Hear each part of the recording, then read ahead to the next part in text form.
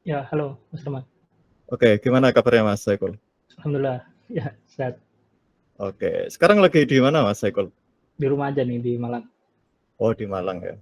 Nah, jadi teman-teman Mas Saiful ini ada di Malang.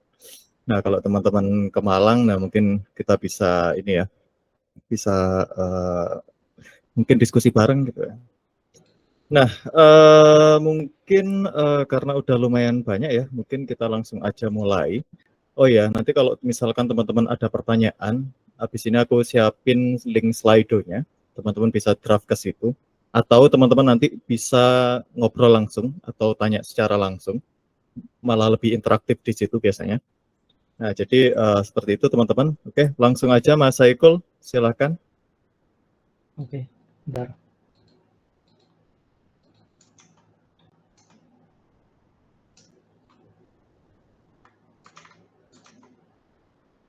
Tidak kelihatan ya.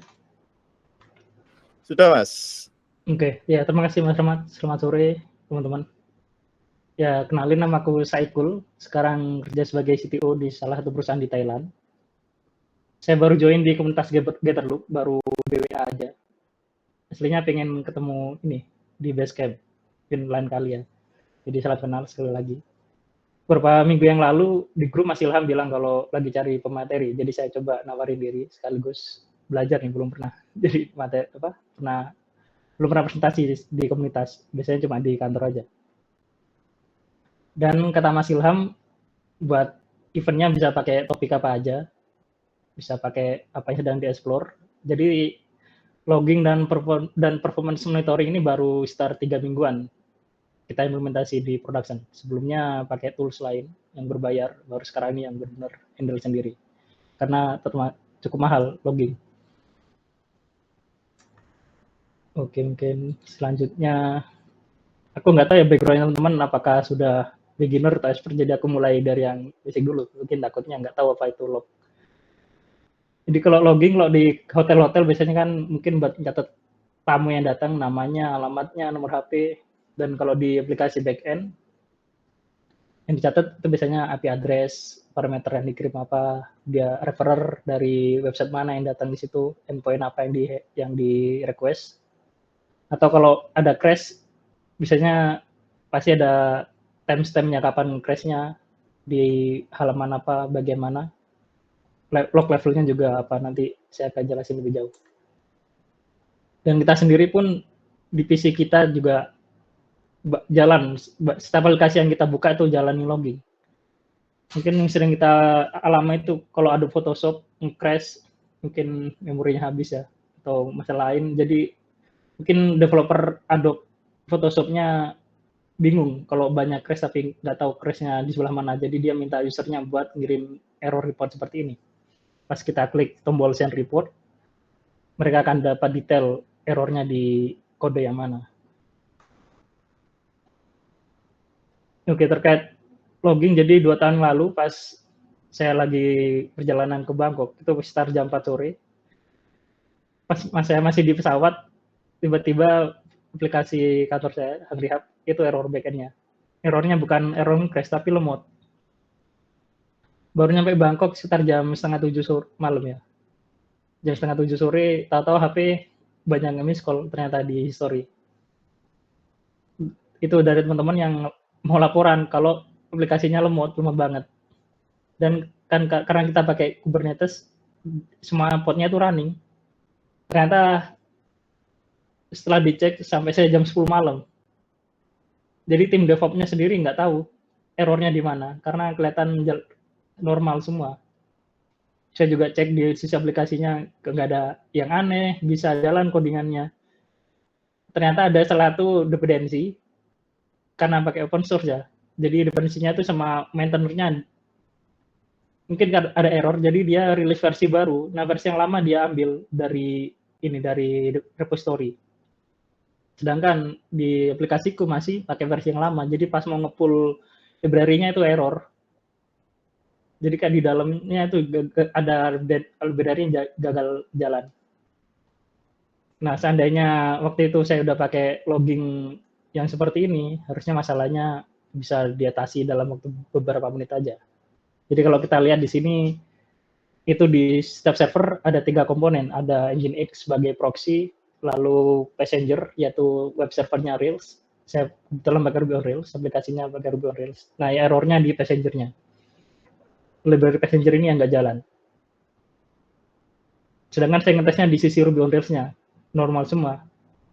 Dan ini butuh berjam-jam. Jadi di sini kita bisa lihat semua log itu disatuin, dikumpulin oleh Logstash. Nanti saya jelasin lebih lanjut. Dari Logstash dikirim ke Elasticsearch dan nanti reportnya bisa kita lihat di aplikasi Kibana. Mungkin secara singkat seperti ini. Jadi Logstash itu fungsinya membuat mengumpulkan semua log dari beberapa tempat, lalu dikirim ke Elasticsearch yang akan melakukan indexing dan menganalisa datanya seperti apa, dan terakhir di Kibana itu bisa kita setup. Ada banyak fitur. Nanti bisa saya jelasin lebih jauh lagi. Salah satu keuntungan pakai centralized logging nih, misalkan kalau lagi ada masalah, ada acara flash sale, itu mungkin ada kasus out of stock. Misalnya stoknya sudah habis tapi user masih bisa beli. Biasanya kalau lagi flash sale kan banyak race condition. Nah, itu kalau kita pakai logging mungkin bagi developernya lebih mudah dibagi. Bisa di log di sisi orderan masuk, perubahan stok, atau error log, atau bahkan di DB-nya. Jadi sebelum ada flash sale bisa coba pakai ini ya, performance test dan loggingnya diaktifkan di level debug biar semuanya masuk. Kalau nggak ada logging ya susah buat developernya buat ngefix. Lalu keuntungan salah satunya mungkin buat bantu Pak Roy Suryo, yang dia kemarin kan bahas ada isu Fufafa, dia itu siapa, kapan loggingnya. Kalau pastinya sih Kaskus sudah implementasi logging, tapi nggak tahu pakai apa. Tapi kalau misalkan kita misalkan di sistem kita implementasi logging pakai LK, nanti bisa ketahuan tracing lebih jelasnya. Dia login kapan, buka apa aja, ngapain aja. Cuma kalau buat login biasanya sekitar 3 bulan atau mungkin setahun sudah sudah dihapus. Data lama 10 tahun lalu Fufafa mungkin sudah hilang datanya. Kecuali untuk perbankan seperti yang diterangin Mas Rahmat kemarin di event bulan Juli. Kalau perbankan sampai ini kan 10 tahun lalu masih disimpan semua di MongoDB. Oke, kita lanjut ke ini ya. LK stack itu apa? Lebih jauh lagi. Jadi misalkan logs itu, kita bayangin aja logs itu adalah suatu barang di dalam kardus. Nah, Logstash itu fungsinya buat nganterin barang itu. Bayangkan kita punya pabrik yang besar, nah kardusnya itu udah pakai mesin semua diantar dalam gudang. Nah, gudangnya itu yang dimaksud dengan Elasticsearch. Di sini udah ditumpuk dengan bagus, udah diindeksinya apa, lalu kita bisa lihat laporannya di Kibana. Kita bisa lihat lebih detail isi setiap kardusnya itu apa, tanpa perlu buka kardus manual satu-satu. Lalu kenapa sih kita harus pakai LK? Ya karena pertama open source, jadi gratis. Nggak perlu bayar subscription per bulan. Apalagi kalau logging, kalau di kantorku sendiri udah sekitar 30 giga trafficnya ya, per hari. Jadi kalau pakai yang berbayar habis banyak. Lalu dia juga populer, jadi kalau kita ada error biasanya udah ada orang yang pernah mengalami error. Jadi kalau cek di Google solusinya biasanya udah ada. Hanya di AI juga ChatGPT biasanya udah tahu jawabannya. Lalu yang selanjutnya scalable, dia kalau misalkan nanti lemot ya tinggal kita nambahin node, nambahin server. Lalu bisa ngasih alert kalau ada event tertentu yang terjadi. Dan yang terakhir dia punya ini APM tool, jadi buat monitor performa aplikasi kita. Gratis juga. Oke, untuk selanjutnya setup ya. Bentar aku batuk. Kalau di setup, saya sih taunya beroda 2 yang gampang. Yaitu pakai elastic.co. Ya ini tidak perlu setup sih, tinggal connect aja ke URL-nya. Dia baru cuma trial 14 hari. Terus yang akan saya pakai demoin pakai Docker Compose ini. cuma jalanin 4 perintah di bawah itu langsung bisa jalan. Kalau yang manual pakai tutorial ini, ya ini banyak perintahnya, bisa jadi error di tengah-tengah. Yang gampang pakai Docker Compose. Mungkin saya coba jalanin.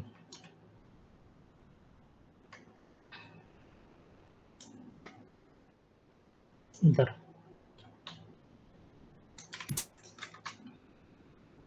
Ini kebetulan saya udah pernah clone ya. Ini tulisannya udah kekecilan atau kelihatan jelas? Udah pas, Mas. Cycle. Oke. Oke, mungkin jadi repo Docker LK itu ada aku download kemarin, ini nama foldernya. Oh ya, di dalamnya ada beberapa Docker YAML sih, udah aku pindahin ke folder Hello Rails ini. Jadi ada Docker, aku jadikan ini Docker Compose LK. Yang Docker Compose yang bawah ini aplikasi Railsku. Jadi ini perintah buat jalanin ELK-nya, sama ini udah jalanin Rails-nya. Kalau yang dua ini buat jalanin APM server, mungkin ya kalau sekarang belum aku jelasin. Tapi coba aku jalanin semua.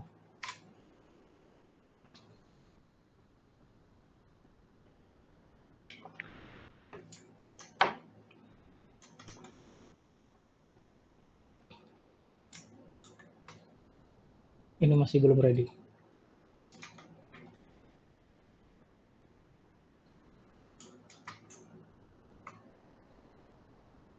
Oke, ya kira-kira seperti ini tampilannya. Ini Kibana. Jadi di Kibana ada banyak sekali tampilan UI untuk fitur-fiturnya Elasticsearch yang dipakai buat acara hari ini cuma di Analytics ini di Discover sama APM. Ini ada ya sangat kaya sekali fitur karena ada puluhan tahun dia umurnya. Jadi mungkin oke, ini intinya udah jalan ya. Sekarang ganti ke topik selanjutnya. Ke slide selanjutnya. Oke, selanjutnya setup loggingnya. Jadi untuk demo kali ini saya udah bikin aplikasi dengan struktur seperti ini. Ada Nginx proxy, Nginx yang bekerja sebagai proxy. Lalu app-nya itu Ruby on Rails, DB-nya Postgres, dan ada Redis buat caching. Jadi yang saya jelasin tadi apa ya? Kan ada L-nya tuh log stage yang mengirimkan data. Jadi ketika setiap ada request yang masuk ke dalam app saya itu akan generate file log. Contohnya ini.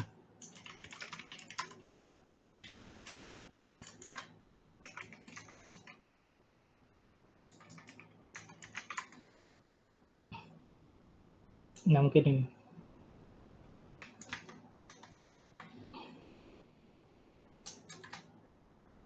Ini coba nih aku refresh. Kan dia jalanin lognya. Ada lognya. Dia nulis.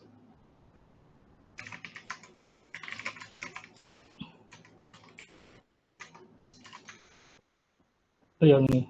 Yang application server log. Misalkan aku buka home.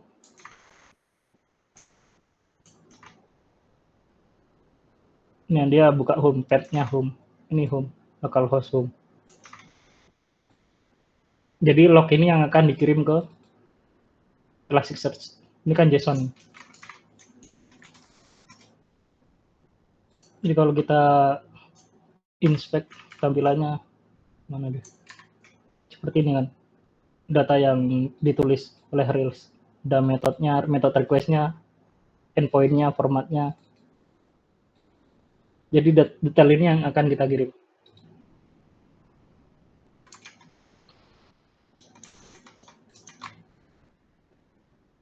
Nah, lalu log itu tadi, itu kan nulisnya aku di folder log ya. Jadi dia hello rails/log. Jadi formatnya seperti ini sih. Inputnya bisa file atau port, macam-macam dia jenis inputnya. Kalau ini kan contohnya file. Jadi tentukan aja path-nya, lalu nulis lognya mulai mana ini dari awal. Lalu ini yang paling simpel, contoh config log stash yang paling simpel. Nentuin input dan output. Kalau sekarang yang aku pakai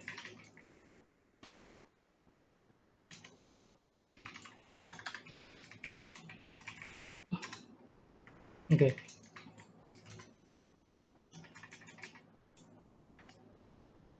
Oke, yang aku pakai sekarang ini.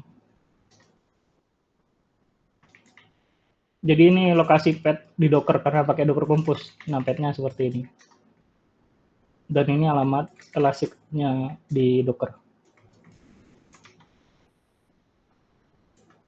Nanti tampilnya seperti ini di Elasticsearch. Bisa kita coba cek. Adanya di Discover.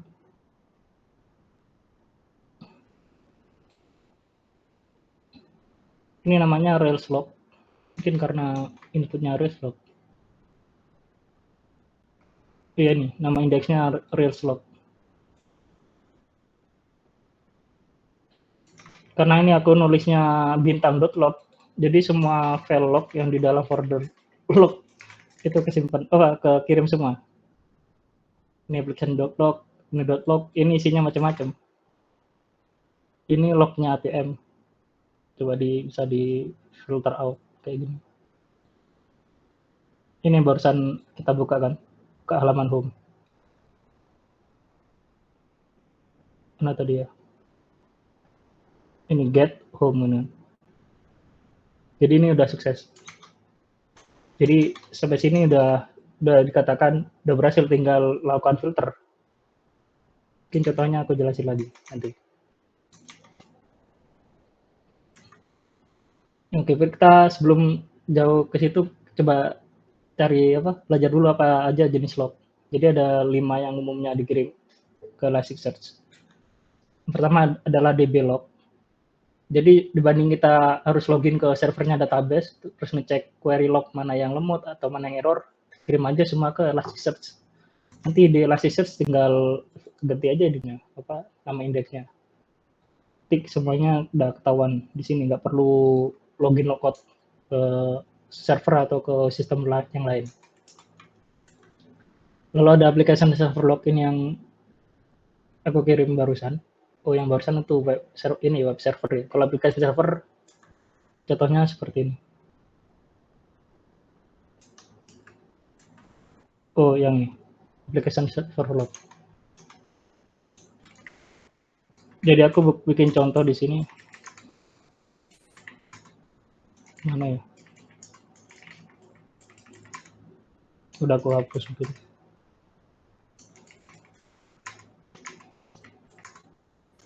Tuh ini. Ini contoh di Ruby sih, tapi intinya sama. Jadi log stash event codingan ini akan generate dokumen di file log tadi dengan isi message sama total. Ini produk sekarang di DB berapa, key-nya ini. Jadi nanti munculnya seperti ini. Mana tadi? Kayak gini. Nanti tinggal di filter juga bisa di coba ya. Tadi kan di halaman produk. Ini kalau aku refresh kan dia akan generate log. Jadi setiap aku nge-refresh, codingan ini di-execute sama Rails. Jadi setiap aku nge-refresh dan nulis log tentang total produk dan jumlah produknya berapa.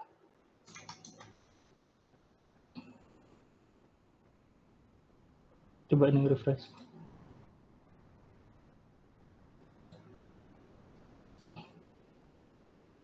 Ini aku filter out.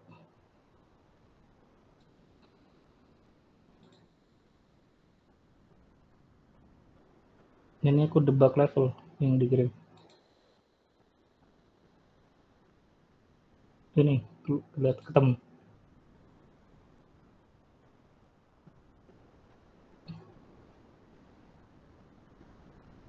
Jadi ini yang gue kirim tadi, message-nya total produk, totalnya berapa 14. Misalkan di codingan kita mau ngedebug yang lain juga bisa.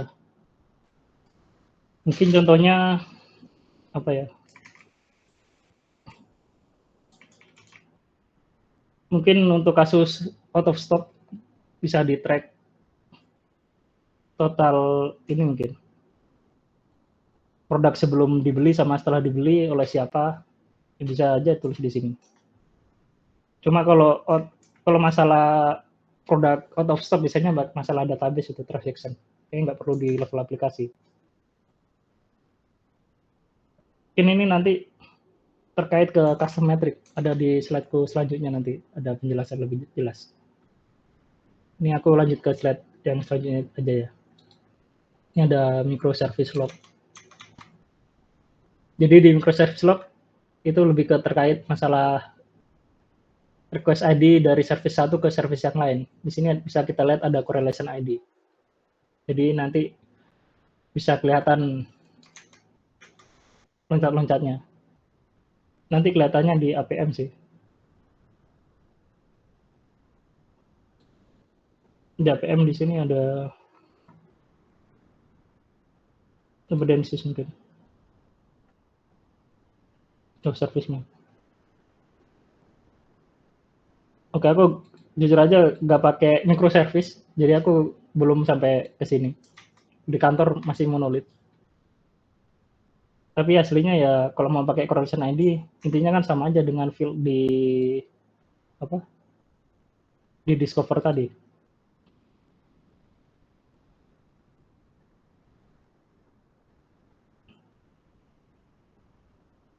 Contohnya mungkin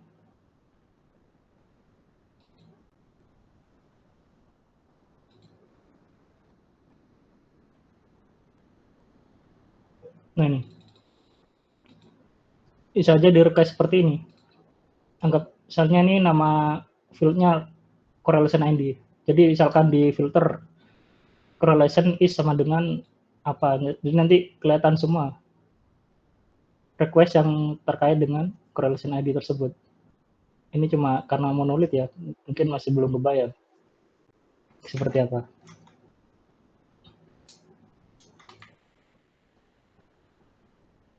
Oke, mungkin ya sorry nih yang ini kurang jelas. Oke, yang paling yang penting ini juga cloud service. Kalau cloud service, jadi kalau di AWS kita bisa juga ngirim service di CloudWatch, kan kadang setiap service di AWS nulis log di CloudWatch. Itu daripada kita kirim ke CloudWatch, bisa juga kirim ke Elasticsearch. Jadi kita nggak perlu lagi buka-buka dashboardnya AWS. Seperti nanti database, server EC2, nanti cukup lihat di Elasticsearch.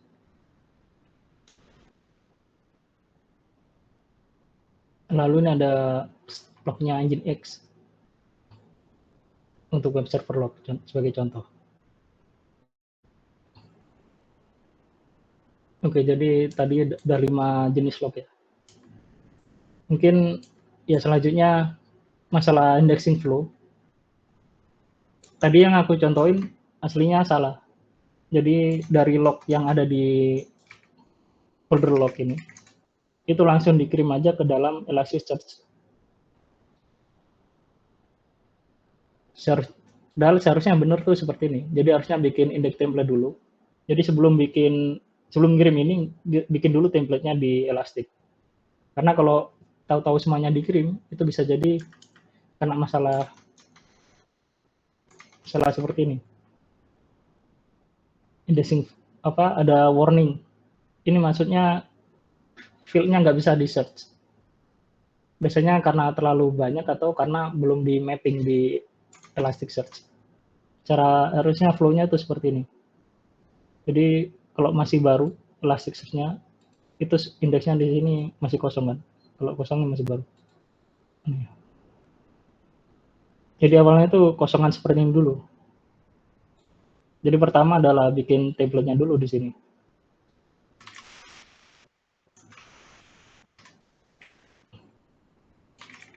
Nah ini nama index pattern tuh yang dikirim oleh logstash tadi. Ini kan indeksnya Rails log.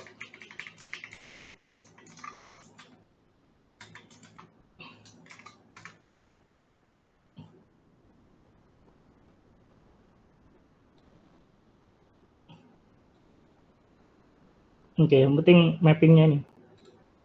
Jadi kita tentukan field atribut apa yang mau kita search. Misalkan tadi JSON Variety ini. Misalkan kita mau nge-search IP, berarti tulis aja di sini IP. Tipenya apa?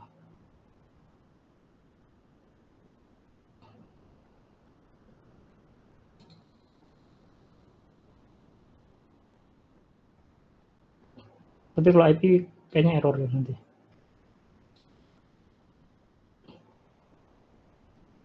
Oh, sorry, ini belum dihapus.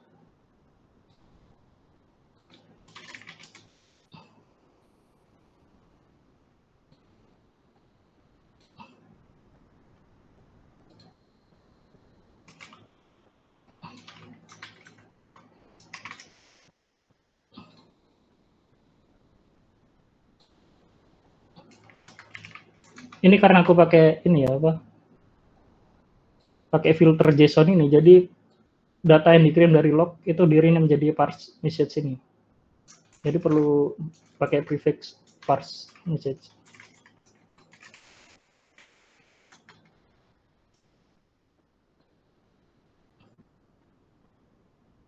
Nah,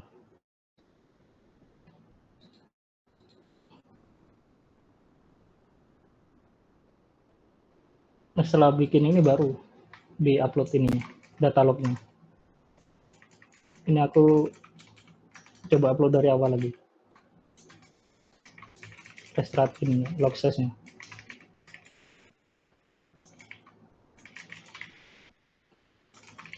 Gimana nih?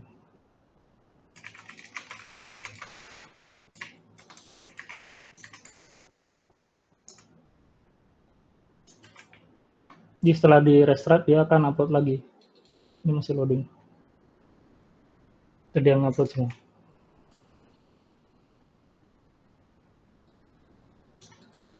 Baru dicek di discover.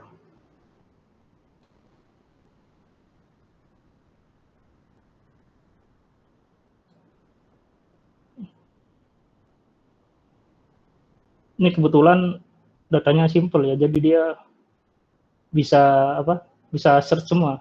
Kadang kalau aku di kantor, parameter yang dikirim oleh user tuh kita kirim semua ke log size. Jadi kalau parameternya itu punya nested JSON, nested ini atribut, itu nanti bisa dapat error kayak gini. Jadi karena terlalu banyak field. Jadi selama dia di 2 minggu kemarin kena error itu. Nanti di sininya nih. Bentar ya.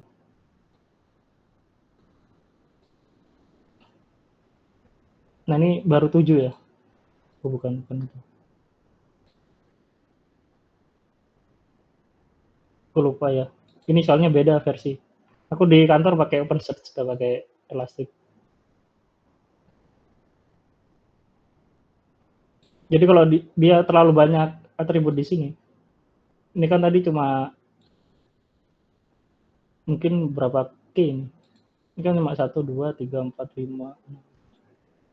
Mungkin sekitar 20 K. Nah kalau semakin banyak variasi K yang dikirim, lebih dari 1000, nanti elastisnya akan error dan search-nya jadi nggak jalan seperti ini.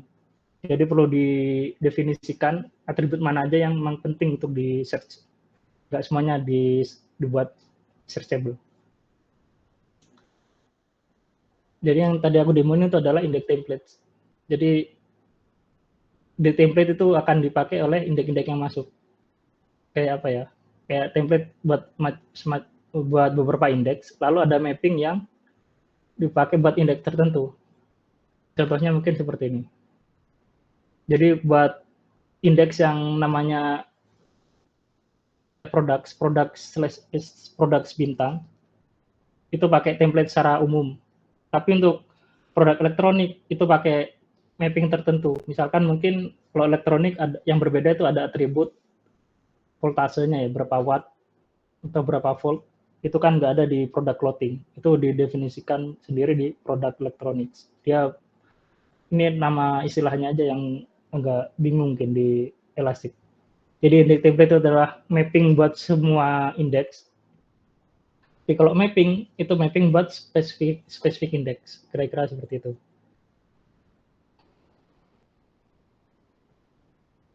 Oke, mungkin sejauh ini ada pertanyaan apa belum sebelum ini pindah ke topik selanjutnya?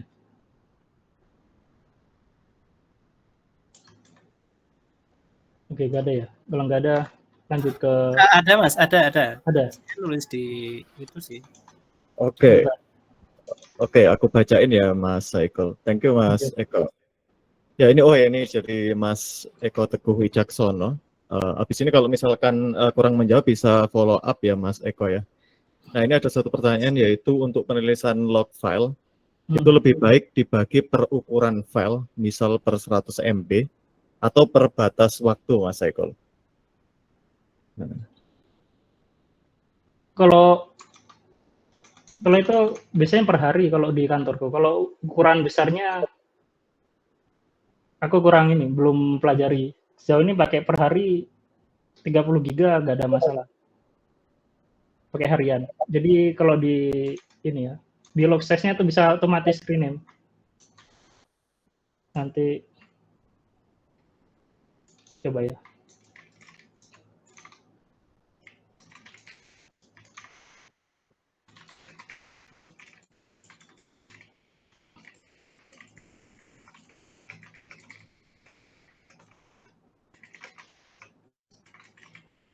Ada daily-nya, aku lupa sintaknya.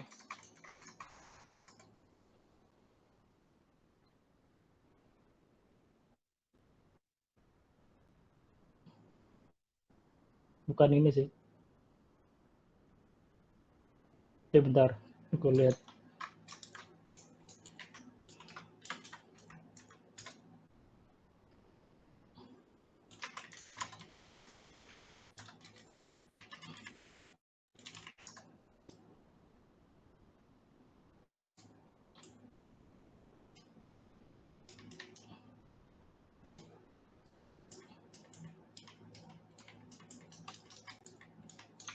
Oke ini.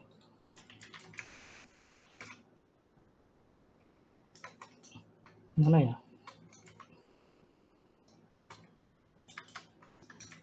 Oke ini sih, log size format sama log size date format.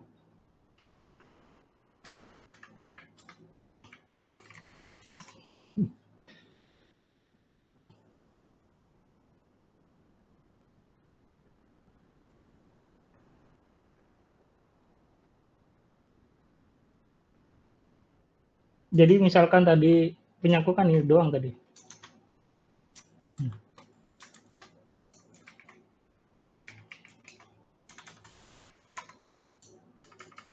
Kan punyaku cuma application.log, application server.log, ini cuma .log ini doang ya.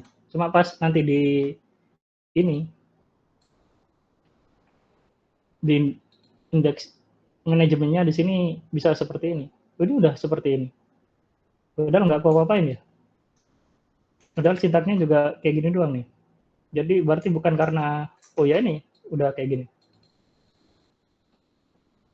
Jadi biar nggak terlalu besar ya dipisah per hari. Soalnya nanti kan ada masalah, ada itu, ada apa? Ada istilahnya data tiering. Seperti Mas Rahmat kemarin terangin, misalkan yang ada hot, ada warm, ada cold. Jadi yang data-data lama itu kan nanti indeksnya berdasarkan nama indeksnya aja. Misalkan 3 bulan lalu dipindahin ke yang cold storage atau free storage. Jadi yang hot aja yang pakai server yang apa? Aku nggak aku masukin sih di presentasi sekarang soalnya kayak terlalu advance mungkin. Jadi di Elasticsearch ini ada lifecycle policy ini kalau nggak salah. Buat menentukan datanya tuh masuk data yang sering dipakai atau atau yang jarang dipakai. Kalau jarang dipakai, ya itu disimpan aja nanti pas di search itu agak lemot. Beda dengan data yang hot. Kalau yang hot di search tuh cepat keluarnya, hasilnya cepat keluar. Jadi kalau udah masuk yang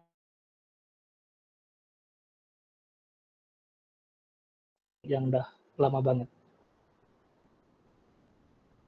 Ya mungkin ya aku kalau tanya AI sih bisa aja tanya itu berapa besarnya. Tapi kalau dari aku sama teman-teman ya pakai tanggal ini sih. Mungkin ada ini feedback dari Mas Eko. Oh iya Mas, betul. Maksudnya tadi per hari itu misal per hari ini, misal sehari itu dapat kayak 30 giga kayak yang dicontohin Mas Saikul. Nah itu tuh ada keuntungannya nggak sih kalau kita split jadi beberapa file gitu, apa ya udah satu aja nggak apa-apa, gede banget gitu. Ada keuntungannya nggak kalau di split gitu? Aku masih belum. Di kantor baru pakai ini baru 3 minggu, belum sampai ada masalah kayak gitu sih. Masalahnya sekarang sih kayak yellow gini doang karena nggak ada backupnya nih. Bukan karena terlalu besar, itu nggak ada. Kalau semakin gitu misalnya lebih cepat aja kan. Itu kan kayak database secara umum. Kalau DB-nya besar, search-nya lebih lemot dibandingkan DB yang kecil. Cuma sejauh ini 30 giga ya masih cepat search-nya. Maksudnya nggak sampai bermenit-menit, paling ya berapa detik udah keluar. Oke, makasih Mas Saikul. Ya, sama Mas. Oke, mungkin ada lagi atau lanjut ke topik selanjutnya? Halo, tanya dong. Ya. Oke, gimana Mas Iqbal? Ya, baru join soalnya. Mau tanya dong, ini kan baca log dari Elasticsearch. Nah, tadi pas nge-log itu gimana ya caranya? Ditaruh ke file biasa kah gitu? Apa gimana? Cara nulis lognya atau cara apanya? Iya, metode penulisan lognya itu gimana dari awal? Mungkin aku mau minta ini juga apa? Soalnya baru join ini. Cuman pakai apa biasanya ngodingnya? Pakai bahasa apa? Pakai framework atau nulis dari awal? Kalau bahasa sih Golang misalnya. Nah itu gimana? Atau mungkin di Rails gimana? Apakah nulis ke file gitu terus diimport di Elastic? Apa udah langsung kita nembak Elasticnya apa gimana? Kalau Golang juga banyak ininya ya, frameworknya ya. Kalau kemarin aku baca sih Golang pakai ini. Mana ya? Enggak, mungkin yang Mas pakai aja dulu. Itu Mas lempar lognya ke Elastic itu gimana gitu? Oke.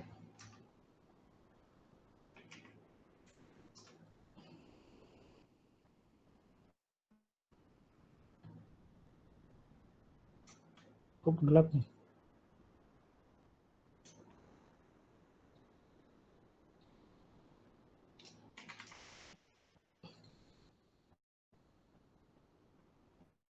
Jadi ini framework aplikasi ku Rails. Itu ada, dia punya folder namanya log tadi yang ku pas share.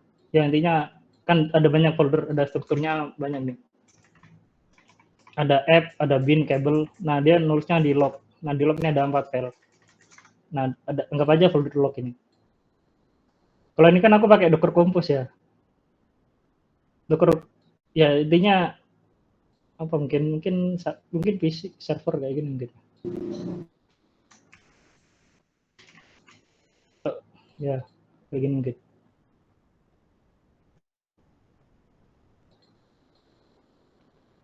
Ya, ada banyak cara.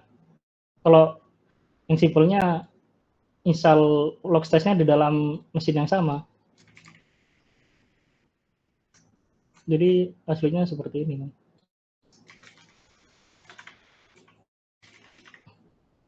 Jadi, Logstash-nya ini yang baca folder log-nya. Ini kan tadi config-nya gitu. Ini yang atas. Red. Jadi ketika Logstash conf-nya ini dijalanin, dia akan baca config file ini. Karena aku nulisnya pet ini. Folder log ini. Ini hasilnya begini. Kalau secara lebih jelasnya. Oh jadi yang insert ke Elasticsearch itu si Logstash. Ya benar. Oh. Untuk penulisan file log sendiri, kebetulan aku kemarin ada isu di Golang ya, karena aku pakai Golang. pernah nggak kejadian Mas itu aplikasinya deadlock atau stuck gitu karena emang kebanyakan log yang ditulis ke file gitu? Maksudnya servernya penuh, storage-nya. Bukan masalah storage sih, karena emang di lokalku juga aku jalanin dia agak kuat gitu loh. Gara-gara ada deadlock saat nulis log di file gitu. Ya kalau yang benar jangan di file aslinya. Kalau file berarti kan karena ini, kan hard disk kan, ada penulisan yang bikin lebih lemot. Paling benar std out. Aslinya kalau di real sendiri, kalau production itu pakai, pernah tahu apa istilah std out? Ya, terus yang kalau std out itu nanti di capture gitu kan, sama tempat lain gitu ya. Berarti nggak nulis ke file berarti ya. Kalau Ya, di yang production. benernya selain production kayak gitu. Ini cuma karena demo, jadi nulis di file biar gampang. Enggak, soalnya kalau Mas Saikul nulis ke file gitu, aku mau tanya, pernah nggak ada isu nulis file itu dia deadlock karena nggak ini ya, kadang nggak sinkron gitu lognya yang ditulis. Soalnya aku pakai Golang, itu aku tembak 3000 request aja per second gitu kan, dia udah deadlock, aplikasiku langsung mati karena nulis ke file gitu. Nah mungkin Mas Saikul pernah atau teman-teman yang lain pernah, dan ada nggak yang ininya gitu. Aku pakai ini Logrus, dan ternyata Logrus itu dia pakai mutex kan, dan di situ ada deadlock. Ntar ya, ini aku kasih tahu.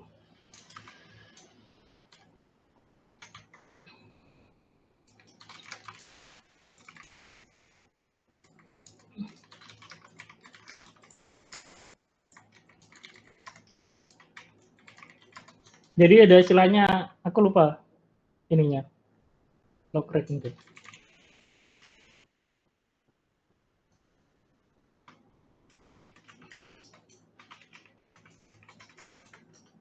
Jadi aku di Rails kan pakai ini, Gemini, library ini.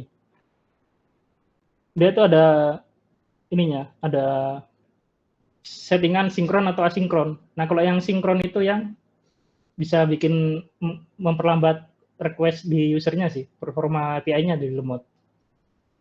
Cuma nggak akan hilang kalau sinkron ya. Kalau sinkron ya bisa jadi balapan, bisa jadi hilang ketika servernya udah dimatikan, ya belum sempat nulis. Nah terus nggak muncul, ya itu bisa jadi ya ada plus minusnya. Oke, mungkin bisa lanjut dulu Mas Saikul presentasinya, bisa diselesaikan dulu ya. Nanti habis ini kita Q&A lagi. Oke, tadi masih visualisasi tadi. Oke, jadi di sini ada dashboard. Jadi di sini ada default-nya. Mana ya? Ini contoh pas kita install Elastic, otomatis dia nge-track apa sistemnya ada sendiri sih, berapa yang dia pakai. Metrik seperti ini. Kalau kita mau bikin sendiri dari log yang kita kirim juga bisa. Misalkan tadi kan aku nama indeksnya raise log ini. Misalkan aku pengen tahu API mana yang sering dipakai oleh user, ya tinggal di sini tarik. Mungkin yang bawah gitu. Horizontal.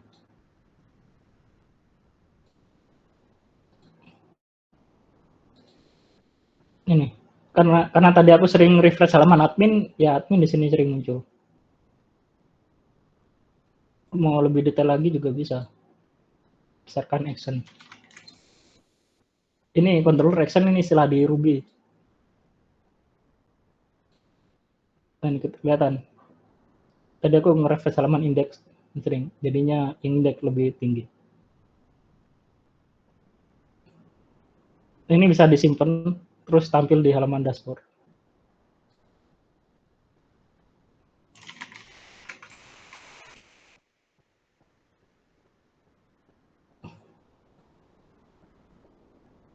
Kalau aku di kantor baru 3 minggu belum implement ini, Kalau rencananya nanti per tim mau dibikinin dashboard.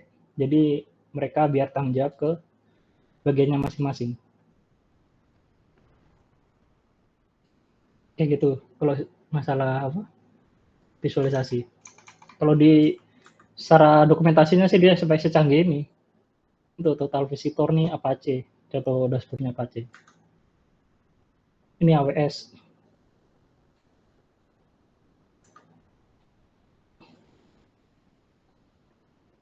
Oke, setelah kita bikin dashboard, selanjutnya bikin alert.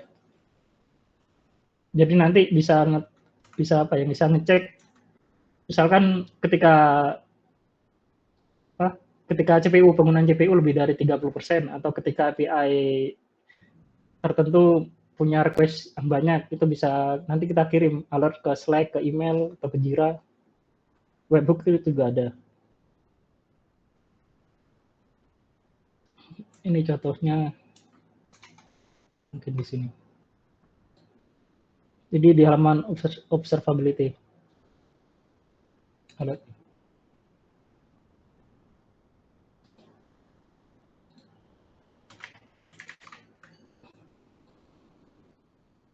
Misalkan by CPU ya. Jadi ini berdasarkan atau gimana ini ya? Ini aslinya nggak akan jalan soalnya aku belum nyeting di sini sih. Action. Jadi setelah kondisinya terpenuhi dia kan kita tentukan action mau dikirim kemana, ke Slack, email. Ya contohnya ya seperti ini. Pokoknya intinya nanti munculnya kayak gini di Slack. Itu ada teks Elastic Query Rule is active at. Jadi nanti tim bisa tahu kalau ada hal yang perlu dicek. Kalau di Kubernetes kan kita kalau CPU-nya lebih tinggi dari target itu bisa naikin jumlah server. Nah mirip kayak gitu guys.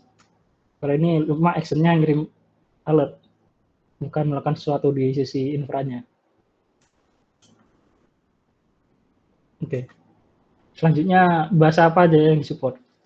Jadi kalau logging bukan masalah bahasa tapi lebih ke penyesuaian lognya. Harusnya format JSON itu tadi yang dikirim ke Logstash, ke Elasticsearch.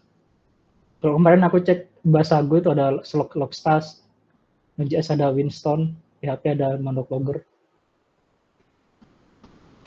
Ini kalau yang Go yang pakai Logstash outputnya seperti ini. Mungkin teman-teman yang dari pakai Go bisa konfirmasi. Kalau aku nggak pakai. Mungkin ini tadi udah dibahas ya. Jadi kalau di log nanti ini ada nomor 4 avoid sensitive data. Nah itu di Logstash bisa dikonfig, bisa difilter di sini buat menghapus atribut tertentu itu bisa. Misalkan menghapus token atau password, nomor HP. Terus ini tadi udah dibahas. Oke. Ini nggak penting. Ini tadi udah ya. Udah. Mungkin ini. Jadi di versi yang terbaru, baru sebulan ini, di Elasticsearch ngeluarin index mode yang baru namanya LogsDB. Itu indexing mode yang benar-benar dibuat untuk logging aja. Karena aslinya kan Elasticsearch buat hal yang umum, bisa buat search engine bisa. Jadi kalau LogsDB ini benar-benar cuma buat log ininya, logiknya. Nanti hasil kompresinya lebih kecil. Lalu tren selanjutnya, oke, jadi kalau tadi kan masih manual ya, kita setup alerting sendiri, visualisasi sendiri. Nah kalau yang sekarang nih yang udah mulai banyak machine learning, ya akhirnya log juga ikut berkembang juga, ikut tumbuh, nggak cuma setup manual kayak tadi. Contohnya mungkin yang pada install Google Analytics itu biasanya kan dapat alert ada anomali atau forecast yang nggak sesuai dengan yang diperkirakan oleh Google Analytics. Nanti ya ini udah machine learning levelnya. Kalau Elasticsearch dia ada produknya sendiri, kita harus berbayar tuh premium, namanya XPax. Tapi kalau yang pakai versi develop kita sendiri, pakai Elan itu pakai ya kita harus develop sendiri machine learning-nya. Itu kayak plugin di Elasticsearch. Oke. Dan sudah selesai yang start, yang logging. Mungkin ada pertanyaan lagi atau kalau udah kita tidak ke performance monitoring ini. Oke, silakan satu pertanyaan Mas Ilham. Ya, mau nanya ini sih Mas. Jadi sebelumnya saya pernah coba-coba Elastic juga untuk monitoring logging gitu. Nah di Elastic kan tuh banyak extensionnya ya. Salah satunya tuh ya untuk nge-transform log gitu, ada Logstash, ada Filebit kalau nggak salah. Nah kemarin implementasinya saya itu pakainya Filebit gitu untuk ngebaca si log filenya terus dikirim ke si Elasticnya. Nah si Logstash ini not sure ya ini sebenarnya implementasinya benar atau enggak, makanya saya mau nanya sekarang, mungkin dari Mas Eko ada insight tentang implementasinya gitu. Nah kalau Logstash itu kemarin saya pakainya untuk nge-sync data si database MySQL gitu ke si Elastic gitu untuk pencariannya, biar bisa dicari ke Elastic aja kalau pencarian gitu. Nah sebenarnya secara best practice gitu extensionnya pakai yang mana ya biasanya kalau mau transform atau ya sync log gitu, karena di beberapa referensi yang saya baca tuh memang ada yang implementasi untuk kedua extension itu, atau di Elasticnya sendiri di dokumentasinya tuh sebenarnya bisa dipakai barengan. Nah itu dari Mas Eko ada insight kayaknya. Oke. Kalau aku di kantor asli nggak pakai Logstash, pakainya Fluentbit. Itu extensionnya ini juga, extensionnya. Ikan itu aslinya kan, kalau aslinya Elasticsearch yang apa ya? Fitur utamanya, sistem utamanya yang canggih itu kan Elasticsearch-nya. Kalau masalah transportasi data dari apa cuma mindahin dari satu aplikasi ke Elasticsearch itu kan banyak orang punya ide, bisa Pak. Mereka ada Fluentbit, Fluentd, kalau Filebit tadi ada juga Fleet, macam-macam. Jadi kalau aku di kantor pakai Fluentbit karena memorinya kecil. Kalau Logstash emang ini makan resource, cuma fiturnya lebih banyak. Kalau aku di kantor nggak sampai ke DB masih belum. Mungkin gimana ya jawabnya? Ya aslinya perlu dicek dulu sih bedanya kenapa harus pakai Filebit. Kalau Filebit aku nggak pernah pakai. Kalau yang Fluentbit tadi yang dipakai Mas Eko itu sebenarnya eksternal ya, bukan dari internalnya si Elastic ya berarti ya? Iya, bukan, ini kan orang apa Fluentbit itu lebih secara umum. Dia bisa kan Elasticsearch itu kan cuma salah satu tool yang buat monitoring, aslinya banyak selain Elasticsearch. Nah, Fluentd ini yang lebih ke general, nggak fix harus Elasticsearch. Kalau Fluentd dia yang paling ramai aslinya Fluentd karena dia banyak pluginnya, ratusan. Cuma besar makan memori, dia dibuat dengan bahasa Ruby. Nah, terus timnya bikin tool baru namanya Fluentbit, itu pakai bahasa C, lebih kecil dan lebih kencang. Tapi pluginnya nggak sebanyak ini. Oh, sih sebenarnya kan ya paham sih sebenarnya. Sebenarnya kan tadi ya benar kata Mas Eko, sebenarnya kendaraannya itu bisa pakai apa aja untuk nge-sync-nya, tapi mungkin secara tiap platformnya bisa jadi best practice-nya beda-beda gitu ya. Oke. Mungkin tadi sekaligus jawab Mas Eko tadi kan bahas yang lognya hilang, lalu lebih canggih lagi pakai Kafka. Tapi ya cost-nya lebih tinggi lagi karena nambah tool baru. Jadi dari aplikasi terus di transport lognya bisa pakai Logstash atau Fluentd ini kan ada juga Kafka. Itu kirim ke Kafka dulu. Kalau udah masuk Kafka kan datanya nggak akan hilang dia. Selama receiver-nya belum terima dia nggak akan hilang. Jadi tumpuk aja itu semua. Apalagi kalau pas acara flash sale ketika datanya trafiknya sangat tinggi, bisa jadi kan Elasticnya nggak mampu. Jadi semuanya ditampung aja di Kafka. Di Kafka-nya pelan-pelan sampai semuanya tahu. I see, ya. Oke, ya. kayaknya udah cukup menjawab. Saya kira di kantor Mas Saikul juga pakainya si ELK tadi ya, elastiknya tadi kan. Aslinya Gitu. aku mau jelasin EFK, cuma aku terlanjur browsing ELK, jadinya ya udah Oh, jelasnya ELK. iya iya Lebih iya. gampang juga materinya, lebih banyak ininya, resource-nya. Resource-nya. Oke. Ya, boleh. Thank you Mas Saikul. Oke, Oke, bisa dilanjut ke PPT lagi Mas Saikul. Diselesaikan dulu. Oke. selanjutnya APM nih. Oke. Apa itu APM? Jadi APM ini suatu tool ya buat monitoring aplikasi kita.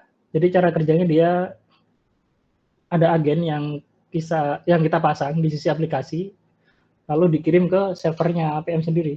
Maksudnya Elastic punya produk namanya APM Server. Jadi dari aplikasi nggak langsung nembak ke Elasticsearch, jadi nembaknya ke APM Server dulu. Ini penting biar nggak ada lagi sih jawaban kayak gini kan. Kadang suka ada yang sering lapor kenapa lemot tapi di kita aman, nggak lemot. Itu kalau pakai APM nanti kelihatan ininya, bagian mana yang lemot. Dan kapan kan dari 1.000 orang, kadang lemotnya itu terjadi di 5 orang atau 10 orang aja. Jadi ada istilahnya P95, P99, nanti aku jelasin. Dan keuntungan lain dari APM buat ini sih ya, mengukur performa. Jadi kalau kita punya data laporannya kan kelihatan mana PI yang lemot. Habis itu nanti kita bisa improve, soalnya di APM kelihatan bagian mana aja yang lemot.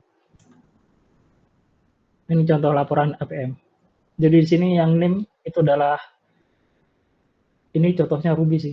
Jadi sebelum ada pagar itu nama controllernya. Nah, fetch yang setelahnya pagar itu nama actionnya yang memproses. Jadi di situ kelihatan AVG, average duration. Jadi ada yang lebih 1 detik. Nah, itu yang perlu di fix formanya.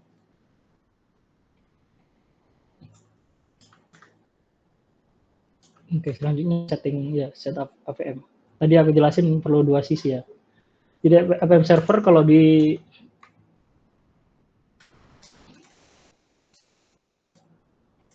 Docker Compose yang aku share tadi ada extension yang perlu diaktifkan. Ini APM server Compose. Jadi dia secara default ada di dalam kelas, nggak otomatis dijalanin oleh Elastic, jadi harus dijalanin sendiri. Jadi harus jalanin Docker Compose ini. Nanti dia portnya 8.200 biasanya. Ini. Kalau Elastic 9.200. Nah, terus ada APM Agent, ini yang tool yang kita pakai di sisi aplikasi. Nah, kalau di Ruby namanya Elastic APM. Kalau di bahasa lain aku belum nyoba nih, apa namanya. Tapi ada sih, tadi aku udah baca. Jadi pas kita jalanin aplikasi backend, dia APM agentnya nih juga selalu jalan karena terus-terusan ngirim ke APM server. Oke. Mungkin langsung demo ya. Nomor 1 itu udah aku tambahin ini di sini. Nomor 2 config-nya, config Elastic YAML. Nah, config-nya secara default cuma gini aja sih. Nama service, secret token sama server URL. Nah, kalau ini aku tambahin sendiri. Jadi kalau pas setting-setting awal harus di log levelnya debug aja. Kalau secara default mungkin dia info mungkin.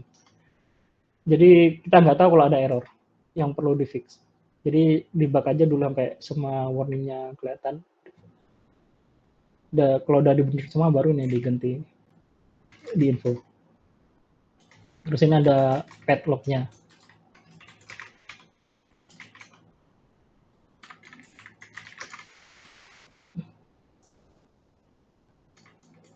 Nih. Jadi ini cuma debug aja. Biasanya kalau nggak ditulis kayak gini, ini kan contohnya aku tulis di file ya, diupload di Elasticsearch. Kalau nggak ditulis kayak gini nanti susah sih nyari ininya. Kok tiba-tiba ada request yang nggak masuk ke dalam APM monitoring tool, nanti nggak kelihatan.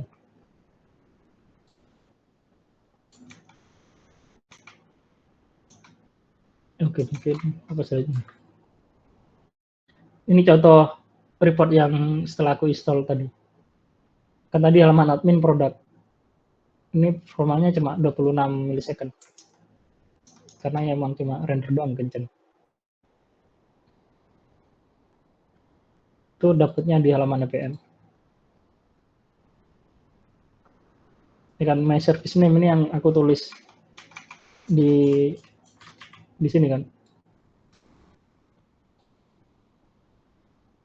Ini ada transaction, ini list request yang masuk.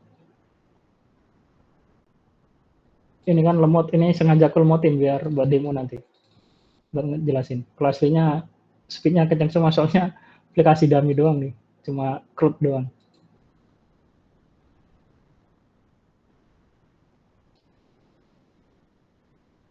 Ini contoh. Itu CRUD yang buat ya create data, masukin data. Nah, di sini kelihatan paling kenceng sampai 5 ms doang nih. Udah berhasil insert data. Ini paling lemot 152 ms. Nah, di sini kan ada 95p.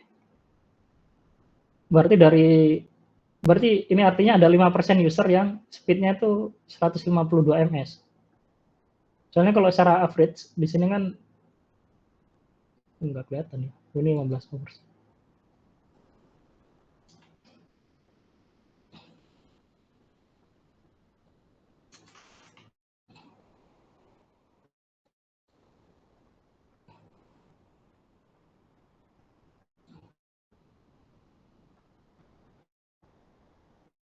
Nah, ini kan secara average cuma 28 ms.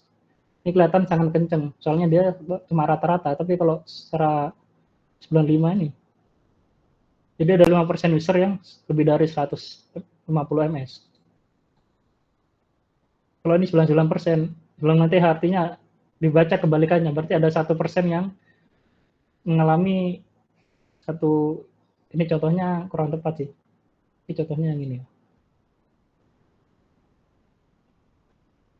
Yang lemot mana tadi? Nah ini. Oh, sorry.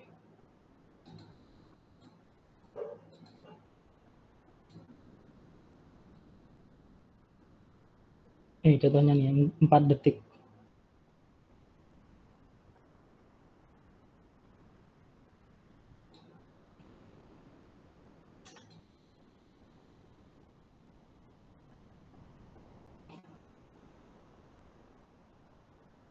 Oh, datanya cuma satu. Ntar aku refresh lagi.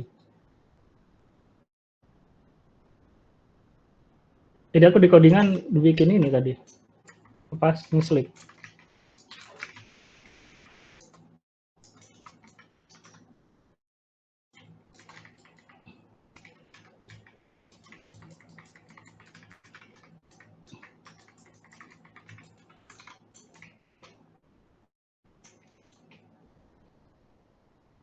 Ini aku refresh biar ngirim data. Coba refresh ini.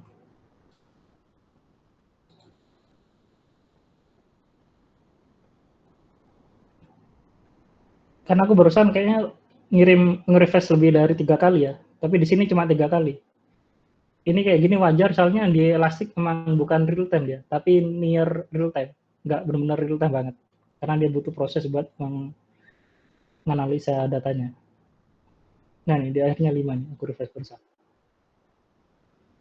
Nah, dari 5 request, rata-rata nih berapa? Kurang dari 2 detik. Ini ada sampai lebih 3 detik. Jadi ada satu request yang maksudnya 95p, yang sangat lemot, cuma satu request. Yang lainnya masuknya di bawah 95.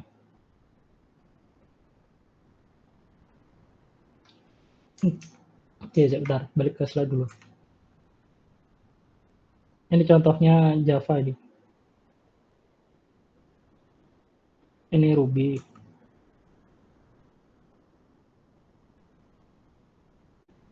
Ini nggak tahu apa ya, aplikasi apa ini.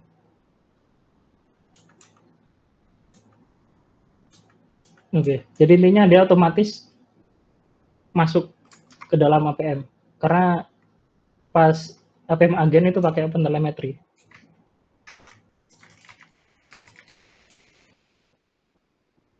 Karena pakai framework ya, jadi kalau pakai framework otomatis sudah di-handle sih. Misalkan APM Ruby agen, di sini ada ini ada Rails, ada Rack logo, ada apa ya?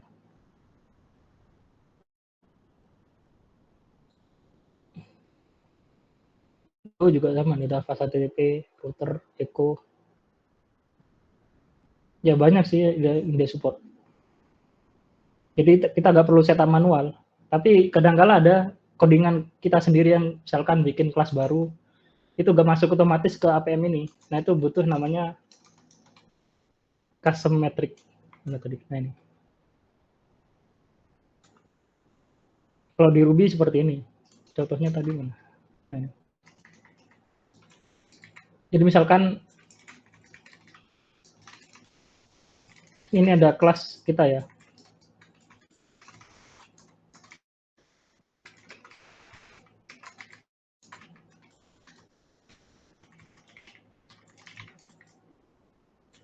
Nah, biasanya kelas kita kalau di Ruby aku naruh di folder lain. Nah itu biasanya nggak otomatis di track oleh APM agennya.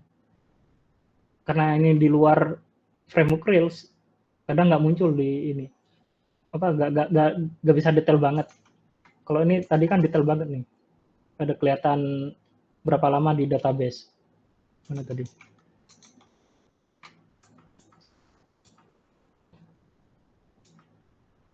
Nah ini kan gambar kayak hamburger ini kan database ini. User find dia butuh 8 detik. Terus user request. Ya ini istilahnya di setiap detailnya itu ada. Nah kalau kita bikin kelas sendiri yang kayak ini, nanti di metode ini nggak kelihatan jelas seperti ini berapa detik. Makanya perlu custom tracking kayak gini. Kalau udah ada custom trackingnya nanti kelihatan di ini. Nih, aku kan tulis heavy work. Ini heavy work 2, heavy work 3 ini aku nulis sendiri kan ini.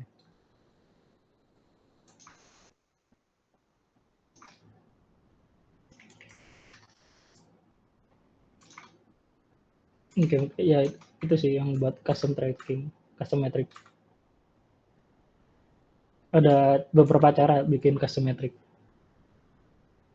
Jadi nggak semuanya itu otomatis. Aslinya di luar sana ada orang yang berkontribusi nge-override codingan framework-nya. Framework yang kita pakai buat nge-track setiap metode. Ini tadi bahasa apa aja yang disupport. Lalu enaknya pakai Elastic bisa integration with log. Contohnya di sini. Misalkan aku pengen tahu nih orang yang sampai berapa 3 detik ini requestnya itu di request yang mana, itu tinggal diklik aja di sini. View transaction is in discover. Cuma ini error soalnya di metrik yang aku kirim itu pakai nama yang berbeda. Nah tadi.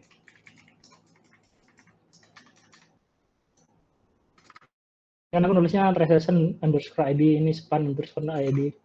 Jadi di sini perlu dibenerin.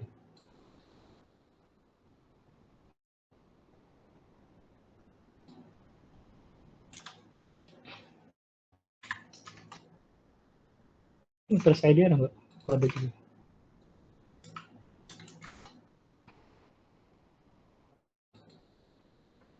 Di sini nggak muncul soalnya aku di log stash-nya kan pakai prefix tadi.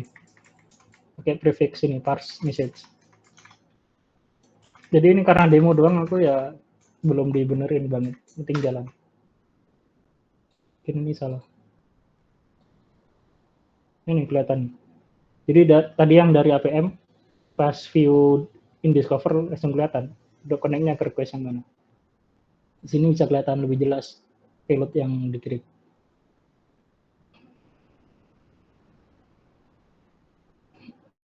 Oke, selanjutnya put future trends.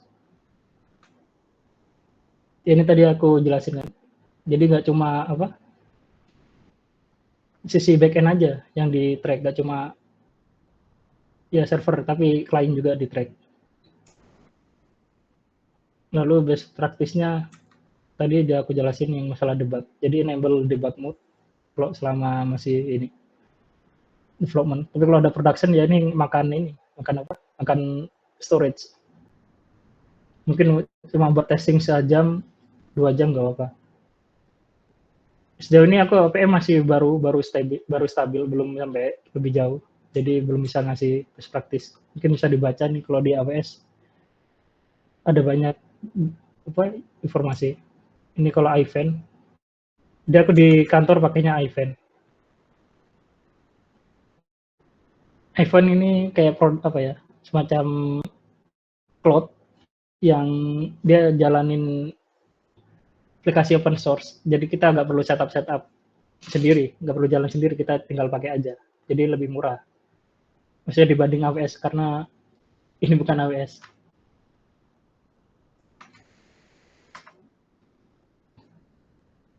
Misalkan kita misalkan di sini ada ya apa ya, Kafka.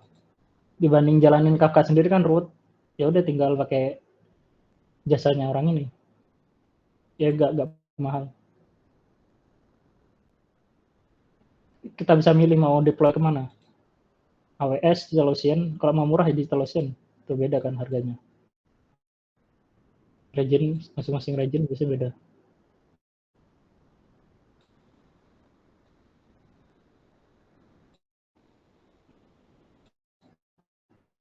AWS aja mahal ini. Ada banyak produknya deh yang bisa apa? Aplikasi open source yang bisa di-deploy di event. Malah gratis nih.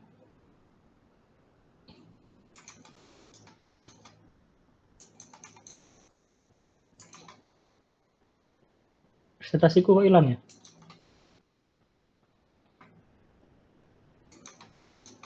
Halo? Ya, halo Mas. Ya, share screen-nya ini Mas, share screen-nya close. Oke, nah udah sekarang.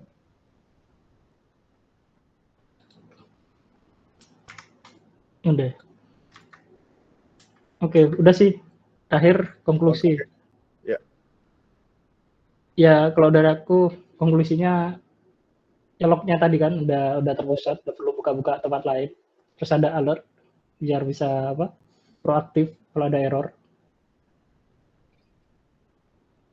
Dan ada APM-nya itu sih buat terus mengimprove tim kita. Jadi aslinya nggak semua orang jago buat benerin apa ya, bikin aplikasi yang kenceng. Tapi karena kita punya alat yang tepat, jadi apa performa API-nya jadi terus lebih baik.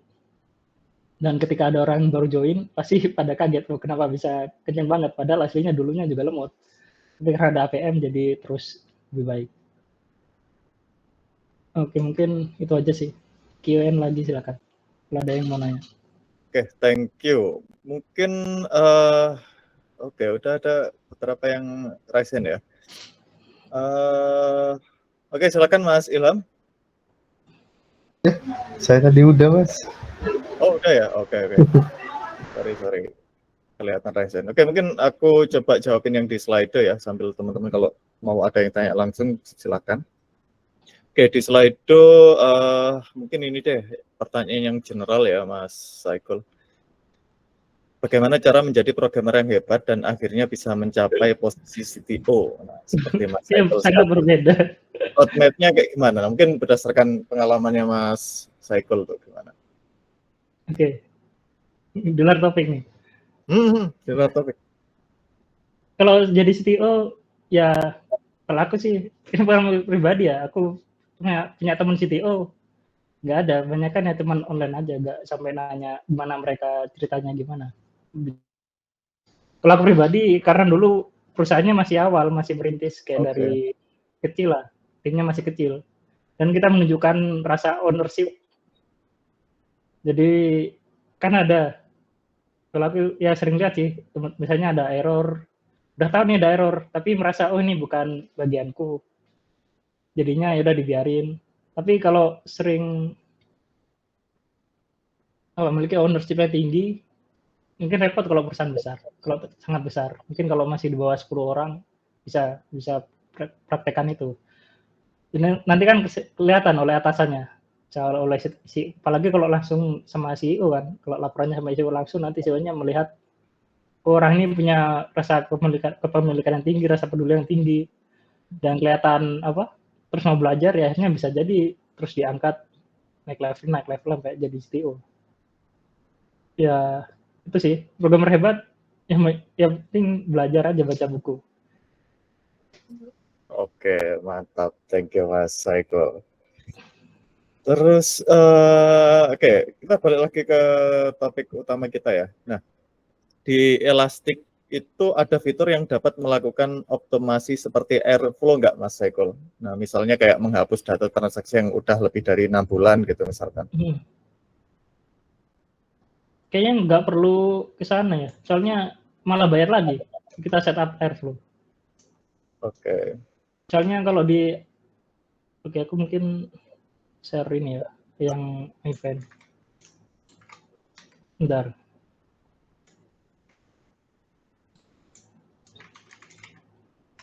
Kalau aku sendiri belum nemu kalau yang settingan di Elasticsearch-nya sendiri. Ini aku coba login yang event.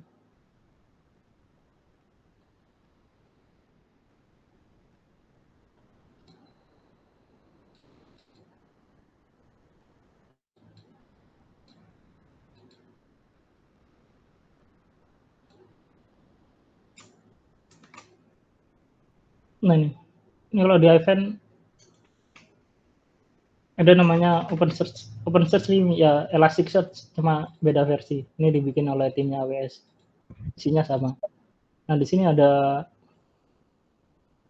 setting mungkin.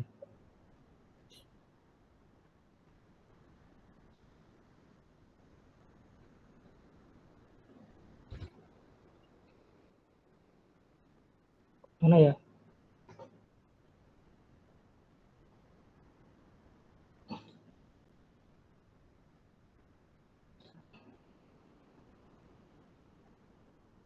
Iya nggak ada ya.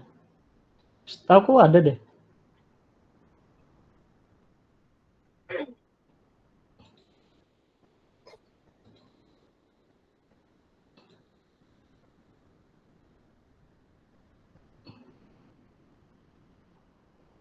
Ya berarti emang harus di ini sendiri. Soalnya aku nggak terlalu ngurus ini, mungkin ya perlu dihapus sendiri manual mungkin. Kalau cara manual, penghapusan kalau Airflow kan lebih ke ini ya, kayak cron job yang selalu bisa jalan jam berapa, setiap hari apa, jam berapa. Ya aslinya banyak. Kalau mau udah punya Airflow yang jalan, ya pakai Airflow bisa. Aslinya kan ada banyak cara, nggak harus Airflow. Oke, Mas. Kalau emang nggak ada di Elastic fitur hapus otomatis, kalau sendiri pernah tahu. Ya. Ternyata nggak ada itu. Oke. Oh ya, teman-teman, nanti mungkin beberapa menit lagi ya, kita di akhir sesi nanti ada foto bersama. Nah, itu mungkin bisa dipersiapkan. Sambil kita masih ada waktu sedikit nih, kalau mau yang tanya-tanya, langsung aja raise biar enak, langsung diskusi. Kalau nggak ada, aku coba menyelesaikan yang di slide itu. Nah, ini ada satu pertanyaan lagi. Mas Saikul kerjanya sekarang remote ya, Mas? Kantornya Iya, di Thailand. semua. Ya benar. Kalau tim engineer-nya di Indonesia semua. Oh, oke. Nah, itu tadi ada banyak yang nanya tuh, Mas, opportunity, Mas. Enggak. Nah, itu ntar bisa di-share, Mas, kalau ada opportunity ya, terutama di Probolinggo back-end ini. Ya. Kayaknya juga banyak teman-teman yang bisa Rails ya. Oh, banyak juga. Ya. Oh ya kan kemarin bilang ini ya, pas di ruang guru ada yang pakai Rails ya back-end-nya. Itu salah satunya tuh. Ini Gadelup aslinya tim ruang guru atau unitas umum aslinya? Ya, kayaknya ada beberapa teman-teman yang dari ruang guru dulunya tuh, Mas, kayaknya. Oke, kalau dari teman-teman nggak ada, mungkin aku nih yang mau tanya, Mas. mungkin agak general kali ya. Terkait dengan ini Mas, perserveran. Nah, di Mas Saikul sendiri di Hungry Hub ini pakai server apa aja Mas? Kayak AWS kah atau DigitalOcean kah atau apa aja itu biasanya? Ya kalau production pakai AWS, tapi production yang nggak dependensi ke AWS, service yang nggak dependensi ke AWS itu taruh di DigitalOcean. Stagingnya full DigitalOcean. Kan ini kan maksudku yang nggak dependensi itu ada, pernah pakai nggak service yang buat nge-research gambar? Kan kalau zaman dulu kan klien butuh gambar resolusi 200 kali 200 kali 500. Dulu aku ya harus di-research dulu di server aplikasinya terus disimpan ke storage. Dan itu ya terus tersimpan makan storage di situ. Kalau yang kan kalau akhir-akhir ini banyak sih service yang otomatis nge-research on the fly, langsung minta request alamat gambarnya. Ntar aku share jadi contoh. Nah, pakai apa tuh Mas? Kalau aku terakhir pakai Bunny CDN dulu tuh. Ini open source, ada main proxy. Oh, oke. Pakai Go. Ya tinggal ini kan original image-nya ini mau di-research berapa. Ini dia cuma ganti payload-nya aja, mau kasih watermark. Oke. Ini open source, mau di-filter. Berarti storage-nya di kita terus diproses di situ ya Mas ya? Ya, jadi cuma nyimpan gambar aslinya aja. Nanti langsung bisa sama aplikasi ini langsung. Terus disimpan di CDN gratis. Oke. Ada juga yang reservice ini IP address. Jadi yang rehab kan rencana mau ekspansi Singapura, jadi kita perlu deteksi IP yang dari Thailand atau dari Singapura. Kalau IP dari Singapura itu kita tampilkan aplikasi yang bahasa Inggris. Nah, itu kan nggak perlu dependensi ke database atau ke Redis atau mana, cuma ada database IP kita beli. Jadi beli DB yang isinya cuma IP address, yaitu taruh dalam servernya itu sendiri, nanti dia akan mencocokkan kayak kamus IP gitu loh. Kalau IP-nya ini kemungkinan Thailand, yaitu DigitalOcean. Oke. Kalau ini Mas, teknologi stack-nya pakai apa aja Mas di Hungry Hub? Mungkin selain Ruby and Rails tadi ya? Ya, Kayak pakai Elasticsearch buat searching, kita baru-baru ini pakai Elasticsearch. Oke. Database utama tadinya ya MySQL, ya DB-nya MySQL dan search-nya juga di MySQL. Terus lama-lama lemot, akhirnya pakai Elasticsearch buat search engine-nya. Dan kliennya mulai pakai JavaScript, pakai Fastify. Ini cuma dua itu aja sih, Fastify sama JS sama Rails. Kalau backend itu, kalau kliennya ya pakai hybrid, ngembed web aja di dalam natifnya. Oke, sip. Oke, dari teman-teman nggak ada pertanyaan lagi ya. Mungkin kita bisa ke sesi yang terakhir. Mas Saikul bisa Mas close untuk presentasinya. Nah, mungkin teman-teman bisa open cam. Nah, kita ada dokumentasi ya buat kenang-kenangan juga. Oke.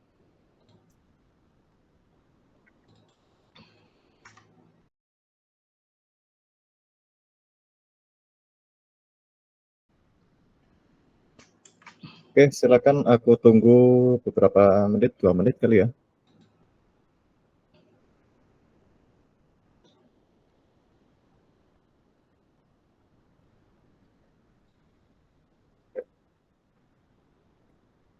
Oke, mantap. Ini Jawa Timur semua? Ya, ada yang luar Jawa nggak? Jawa Timur. Jatim Pres. Ada Madura. Meksiko, tuh dari Meksiko. Madura itu Jawa Timur apa gimana? Jawa Timur, oi. Jawa Timur beda pulau. Itu pulau di Meksiko. Bukan. Kan aku ke Sampang biasanya kalau ke Madura. Oh, Sampang banjir boleh, Mas. Oh, banjir. Kan udah hujan Asli- sekarang. Asli Sampang, Mas. Mbahku asli Sampang. Ada lagunya itu, Bisa Mas. bahasa Madura, Mas. Ya bisa. Di bahasa Madura tuh ya, Mas Saiful teh. Teman-teman yang belum Mas open Saiful cam. orang Jember. Iya, Ya lah. Jember mah. Iya Jember. Bisa Madura berarti. Ya, Jember banyak Maduranya ya. Di Probolinggo kan. Oke, Wis, gimana? DMS teman-teman? ada 2 orang tuh. Yuk. Oke, mungkin udah cukup ya. Oke, sebentar. Oke, 1, 2, 3.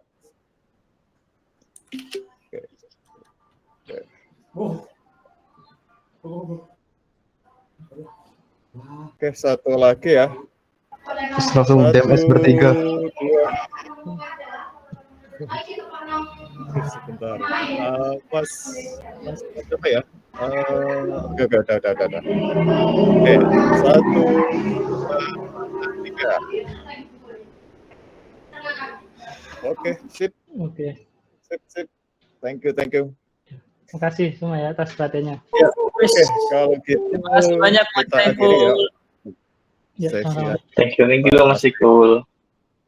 Oke. Ya, ditunggu selanjutnya teman-teman yang pengen sharing gitu ya. Nggak masalah, nggak harus expert banget tuh, nggak masalah. Atau mungkin yang sekarang lagi diulik apa gitu ya. Nah, itu bisa teman-teman sharing kan di Probolinggo Dev ini terutama. Atau mungkin request jadi moderator juga bisa gitu, biar bergantian nanti. Oke, kalau gitu thank you banget. Sorry kalau misalkan ada yang salah, terutama dari aku. Selamat sore teman-teman, selamat melanjutkan aktivitas. Wassalamualaikum warahmatullahi wabarakatuh. Waalaikumsalam. Waalaikumsalam. Oke, dadah. Waalaikumsalam warahmatullahi wabarakatuh. Thank you. Waalaikumsalam. Thank you.